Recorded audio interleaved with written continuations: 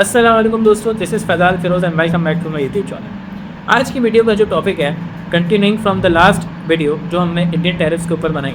तो अब तक की अगर हम लेटेस्ट खबरों की बात करें तो डोनाल्ड ट्रंप ने फिर एक दफ़ा अपना टैरिफ इंडिया के अगेंस्ट बढ़ा दिया है और अब ये जो टैरिफ है ये 50% स्टैंड करता है। और कहीं ना कहीं यहाँ पर इस बात को देखना पड़ेगा, सोचना पड़ेगा, समझना पड़ेगा कि आखिर डोनाल्ड ट्रंप चाह क्या रहे हैं। और वंस अगेन अपना वो वाला पॉइंट दोबारा से एम्फसाइज करना होगा कि why is the Indian government still silent, या अगर वो कुछ किसी किस्म का रिटेलिएशन कर भी रही है, किसी किस्म के जवाब दे भी रही है, तो क्या ये जवाब काफ़ी हैं? क्या इन जवाब में मज़ीद सख्ती की ज़रूरत है, मज़ीद स्ट्रेंथनिंग ऑफ द टोन की ज़रूरत है, थोड़ा सा अपना स्टांस मज़ीद हार्ड करने की ज़रूरत है? तो एक एक करके इस पूरे टॉपिक को डिस्कस करते हैं। तो पिछले 2 या 3 दिनों में फिर से एक दफ़ा ऐसा वाक़या हुआ है कि डोनाल्ड ट्रंप ने अपने जो टैरिफ थे इंडिया के अगेंस्ट, इसको डबल कर दिया। अब हमें थोड़ा सा इस चीज़ को भी समझना होगा कि डोनाल्ड ट्रंप किस तरीके से वर्क करते हैं, क्योंकि यहाँ पर एक आम आदमी की बात नहीं हो रही।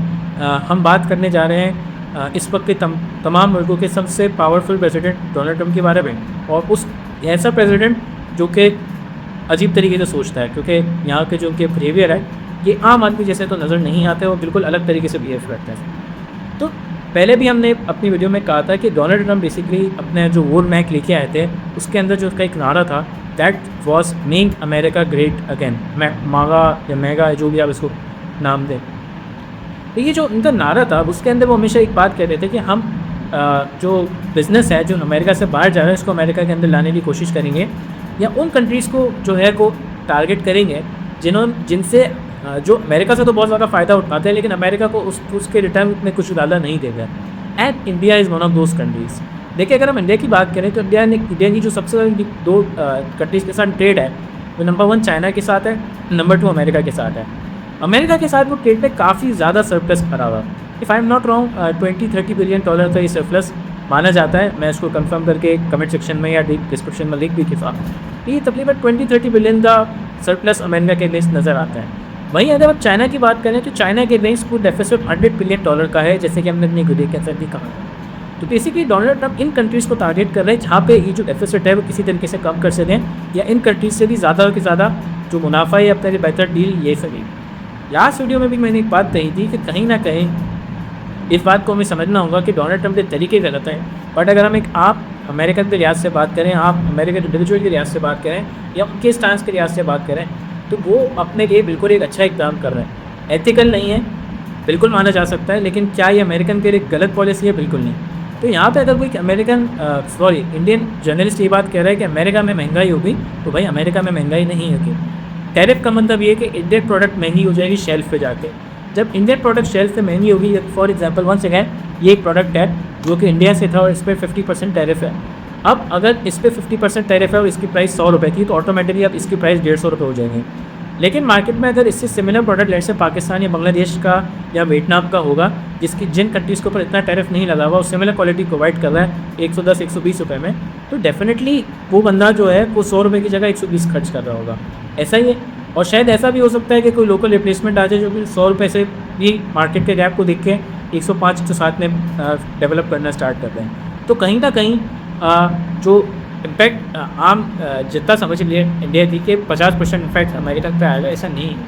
हाँ, इसका डायरेक्ट इम्पैक्ट ये आएगा कि अगर ये ट्रेड वॉर ख़त्म नहीं होता, इंडियन जो मैन्युफैक्चरर्स हैं उनके जो ऑर्डर्स हैं उनके अंदर उनको कमी नज़र आएगी, क्योंकि ज़ाहिर है अमेरिकन जो ऑर्डर्स हैं कैंसिल होंगे या कम होंगे, तो ज़ाहिर है इंडिया के अंदर ज़्यादा मसले क्रिएट होंगे, क्योंकि इनके एक्सपोर्ट्स कम हो जाएगी, तो इनका डेफिसिट बढ़ सकता है जो कि सरप्लस में है।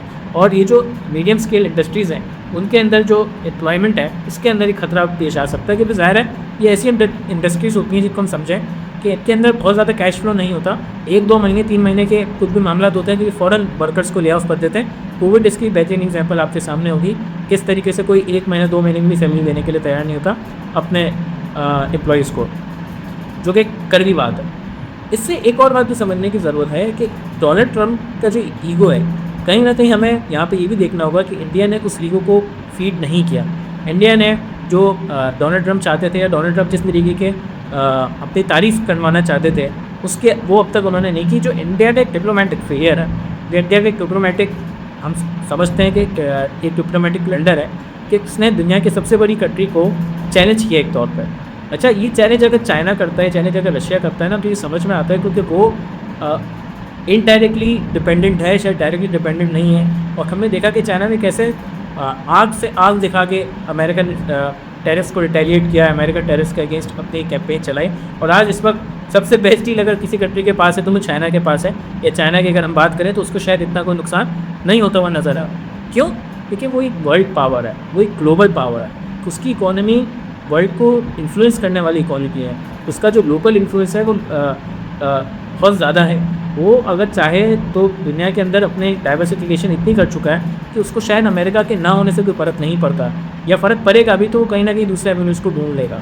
लेकिन Pakistan, India, Vietnam and countries like this जो कि अमेरिका पे डिपेंडेंट है, डाइवर्सिफाई इनकी इन्वेस्टमेंट्स नहीं है, डाइवर्सिफाई एक्सपोर्ट्स नहीं है, इनके लिए अमेरिका बहुत ज़रूरी है। हमारी पॉलिटिक्स के लिए अमेरिका बहुत ज़रूरी है। तो अमेरिका को जो है हम नाराज़ नहीं कर सकते, जो पाकिस्तानी या इंडियन या बांग्लादेशी हम जैसी कंट्रीज होते हैं। और इसमें कोई हर्ज की नहीं है, जैसे कि मैंने कहा कि अगर वो एक बेहतर टैरिफ डिमांड कर रहा है तो अपनी जगह पर बिल्कुल राइट है।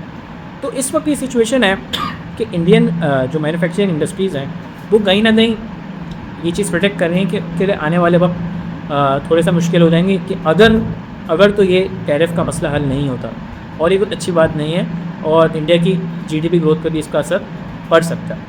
लेकिन क्या इंडिया का जो कि अपने आप को एक वर्ल्ड पावर बनाने की कोशिश कर रहा है, उसके लिए कन्फ्यूजन यहाँ पर ये भी है कि अगर वो इंडिया अमेरिका के जो इस बुलियनेस है, या अमेरिका जो इसको बुली करने की कोशिश कर रहा है, अगर उसके लिए उसके सामने घुटने टेक देता है, तो क्या इनकी जो इमेज बनाने की कोशिश की जा रही है मिस्टर जयशंकर पूरी दुनिया में इस तरीके से वर्क ऑन करते हैं, इस तरीके से अपने आप को पोर्ट्रे करते हैं कि भाई वही दुनिया के सबसे बड़े फॉरेन मिनिस्टर है, तो जिस तरीके की वो इमेज की पिक्चर दिखाना चाह रहे हैं, उस पिक्चर को एक एम्बैरेसिंग किस्म की शिकस्त नज़र आएगी।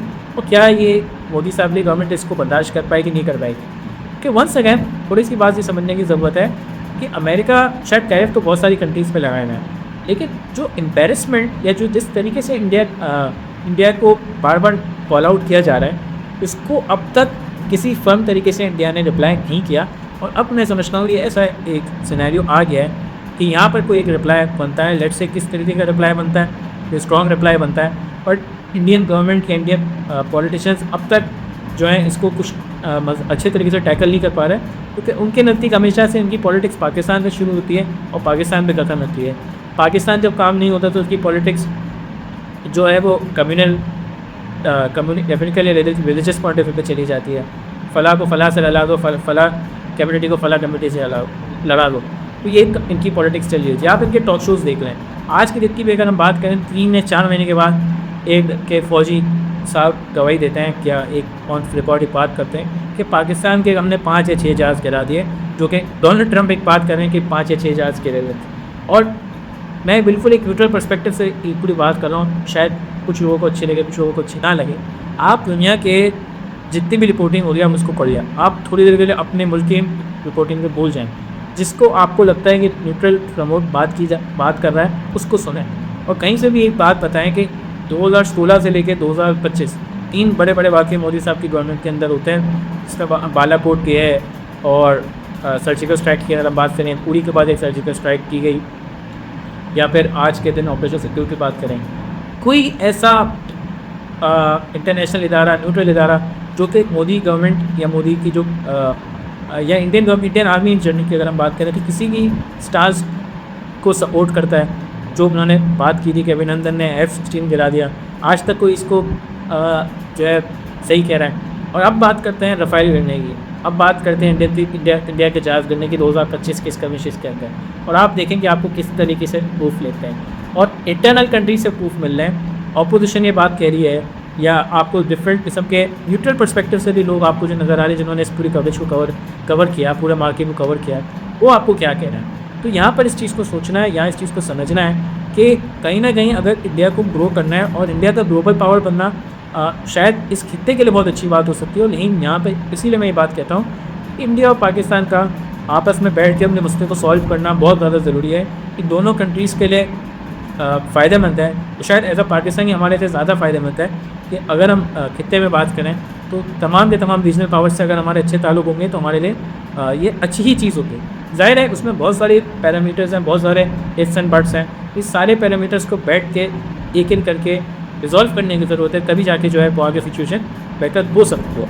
वरना जैसे 75-80 साल से ये दो कंट्रीज़ चली हैं इसी तरीके से चलती रहेंगी और कहीं ना कहीं जो ग्रोथ है, जो ग्रोथ का जो एक मिनाज दिखाया जा रहा है, ये ग्रोथ की एक आर्टिफिशियल ग्रोथ की एक अक्कासी करी जाती है, कभी इस तरफ और बॉर्डर के इस तरफ, कभी बॉर्डर के इस तरफ, ये चलती रहेगी और आम आदमी की ज़िंदगी के ऊपर कोई ज़्यादा इफेक्ट नहीं हुआ।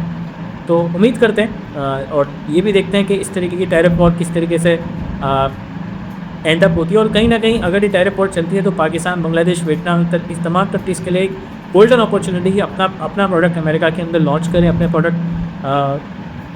प्रोडक्ट की मार्केटिंग करें और देखें किस तरीके से सिचुएशन आगे चलती है। लेट्स सी ओवरऑल क्या होता है। अगर आपको ये वीडियो पसंद आई तो इस वीडियो को लाइक करें। इस टाइप की वीडियोज़ अगर आपको पसंद आए तो इस चैनल को जरूर सब्सक्राइब करें। Thank you.